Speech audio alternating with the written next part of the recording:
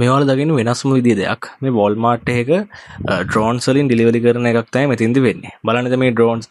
ඒතර මේක තියෙන්නේ VTL ඩ්‍රෝන් එකක්. ඒතර මේ සම්පූර්ණ ඔය තියෙන කණු වල තියෙන ඩ්‍රෝන්ස් ඇවිල්ලා ඒවයි තමයි ඒකන හෝල්ඩ් වෙලා තියෙන්නේ. ඒතර ඒකේ charge කරන එක ඊට පස්සේ මොකක් ඩිලිවරි එකක් ආවොත් එහෙම ඒ බඩු ටික පවා මේ zipline කියන ඩ්‍රෝන්ස් වලට පල්ලෙහා තියෙන යුනිට් එකට සෙට් වෙනවා.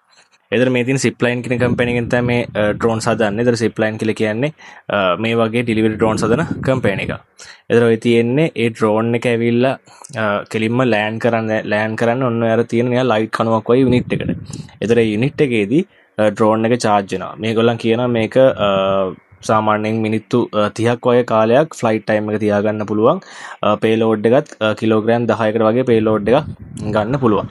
මේ තියෙන ඩ්‍රෝන් එකකින් පාර්සල් එකක් ඩෙලිවරි කරන අවස්ථාවක්. ඒතර ඔය තියෙන්නේ යුනිට් එක ඇතුලේ තමයි මේ පැකේජ් එක තියෙන්නේ. එතකොට මේ පැකේජ් එක ඩෙලිවර් කරලා ඊට පස්සේ ඩ්‍රෝන් එක යනවා. දැන් මේක VTL ඩ්‍රෝන් එක කියලා කියන්නේ vertical take off and land එක. එක තැන උස්සලි වෙලා hover කරලා එක තැන ලෑන්ඩ් කරන්න පුළුවන්. මම මේ ගැන ඉස්සරහට වෙනම අරන් එන්නම්.